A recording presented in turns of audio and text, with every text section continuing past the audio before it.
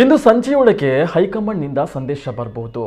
ಸಂದೇಶ ಬಂದ ಕೂಡಲೇ ನಿಮಗೂ ತಿಳಿಸುತ್ತೇನೆ ಎಂದು ಮುಖ್ಯಮಂತ್ರಿ ಬಿಎಸ್ ಯಡಿಯೂರಪ್ಪ ತಿಳಿಸಿದ್ದಾರೆ. ಬೆಳಗಾವಿಯಲ್ಲಿ ಸುದ್ದಿಗಾರರೊಂದಿಗೆ ಮಾತನಾಡಿದ ಮುಖ್ಯಮಂತ್ರಿಗಳು, ಬೆಳಗಾವಿ ಜಿಲ್ಲೆಯಲ್ಲಿ ಅತಿವೃಷ್ಟಿಯಿಂದ ಹೆಚ್ಚು ಹಾನಿಯಾಗಿದೆ. ಎಲ್ಲೆಲ್ಲಿ ಏನೇನು ಆಗಿದೆ, ಆಸ್ತಿ ಪಾಸ್ತಿ, ಜನರಿಗೆ ಆಗಿರುವ ಸಂಕಷ್ಟ ನಷ್ಟದ ಬಗ್ಗೆ ಮಾಹಿತಿಯನ್ನು ಪಡೆಯಲು ಬಂದಿದ್ದೇನೆ. ನನ್ನ ಜೊತೆ ಸಂಪುಟ ಸಹೋದ್ಯೋಗಿಗಳು ಮತ್ತು ಅಧಿಕಾರಿಗಳು ಇದ್ದಾರೆ ಎಂದು ಹೇಳಿದರು. ಹೈಕಮಾಂಡ್ನಿಂದ ಸಂದೇಶ ಬಂದ ಮೇಲೆ ಸೂಕ್ತ ತೀರ್ಮಾನವನ್ನು ತೆಗೆದುಕೊಳ್ತೇನೆ ಎಂದರು. 2 ವರ್ಷಗಳ ಆಡಳಿತ ತೃಪ್ತಿ ನೀಡಿದೆಯೇ ಎಂದು ಸುದ್ದಿಗಾರರು ಕೇಳಿದ ಜನರಿಗೆ ನನ್ನ ಆಡಳಿತ ತೃಪ್ತಿ ನೀಡಿದರೆ ಆಯಿತು ಎಂದು ಸಿಎಂ ಹೇಳಿದ್ದಾರೆ. ದಲಿತ ನಾಯಕ ಸಿಎಂ ಆಗಲಿದ್ದಾರೆಯೇ ಎಂದು ಕೇಳಿದ್ದಕ್ಕೆ ಮುಂದಿನ ಸಿಎಂ ಯಾರಾಗಬೇಕೆಂದು ನಿರ್ಧಾರ ಮಾಡುವುದು ನಾನಲ್ಲ, ಹೈಕಮಾಂಡ್. ಸ್ವಾಮೀಜಿಗಳು ಕೂಡ ನನ್ನ ಪರ ಸಮಾವೇಶ ಮಾಡುವ ಅಗತ್ಯವಿಲ್ಲ ಎಂದರು. ಪ್ರಧಾನಿ ಮೋದಿ, ಅಮಿತ್ ಶಾ, ರಾಷ್ಟ್ರಾಧ್ಯಕ್ಷ ನಡ್ಡಾ ಅವರ ಮೇಲೆ ನನಗೆ ನಂಬಿಕೆ ಇದೆ ಎಂದರು. ದೇವರ ದಯೆಯಿಂದ ನಿನ್ನೆ ಇವತ್ತು ಮಳೆ ಕಡಿಮೆ ಆಗಿದೆ. ಇದೇ ರೀತಿ ಇನ್ನೊಂದು 3-4 ದಿವಸ ಮಳೆ ಕಡಿಮೆ ಆದರೆ ಎಲ್ಲ ಕಂಟ್ರೋಲ್ ಆಗುತ್ತೆ ಅನ್ನೋಂಥ ಸಂಪೂರ್ಣ ವಿಶ್ವಾಸ ನನಗಿದೆ.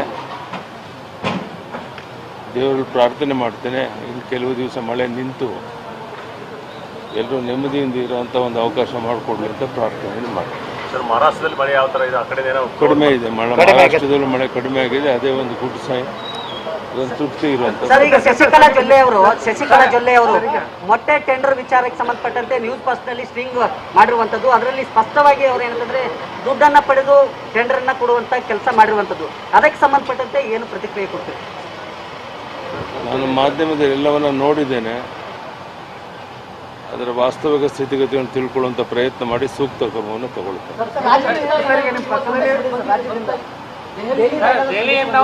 ಹೈಕಮಾಂಡ್ ಸಂದೇಶ ಬರುತ್ತೆ ಅಂತ ಹೇಳಿದ್ರೆ ಇವತ್ತು ಏನ್ ಬರ್ತಾ ಇದೆ? ಇವತ್ತು ಸಾಯಂಕಾಲ ಬರೋದ್ರೊಳಗೆ ಬಂದ ತಕ್ಷಣ ನಿಮಗೂ ಗೊತ್ತಾಗುತ್ತೆ.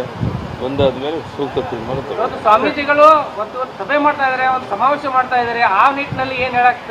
ಅದೇನು ಯಾವುದೇ ಸ್ವಾಮಿಗಳ ಈ ಥರ ಸಭೆ ಮಾಡುವಂಥ ಅಗತ್ಯ ಇಲ್ಲ. ಪ್ರಧಾನಿ ನರೇಂದ್ರ ಮೋದಿ ಅವ್ರ ಬಗ್ಗೆ, ಅಮಿತ್ ಶಾ ಬಗ್ಗೆ, ಮತ್ತೆ ನಡ್ಡಾ ನಮ್ಮ ರಾಷ್ಟ್ರೀಯ ಅಧ್ಯಕ್ಷ ಬಗ್ಗೆ ಯಾರು ದಲಿತ ಮುಖ್ಯಮಂತ್ರಿಗಳಾಗಿಲ್ಲ ಕರ್ನಾಟಕದಲ್ಲಿ, ಆ ನಿಟ್ಟಿನಲ್ಲಿ ಏನ್ ಮಾಡ್ತಾರೆ? ಅದು ನಾನೆಲ್ಲ ಮಾಡುವಂಥದ್ದು ಹೈಕಮಾಂಡು. ಮೊದಲು ಏನು ತೀರ್ಮಾನ ತಗೊಂತಾರೆ ಇವತ್ತೊಂದು ಕಾದು ನೋಡಿಬಿಟ್ಟು ಆಮೇಲೆ ನೀವು ತಿಳಿಸ್ತೀವಿ. ಸರ್, ಈಗ 2 ವರ್ಷ ಕೆಲಸ ಮಾಡಿದ ತೃಪ್ತಿ ತಂದಿದೆ.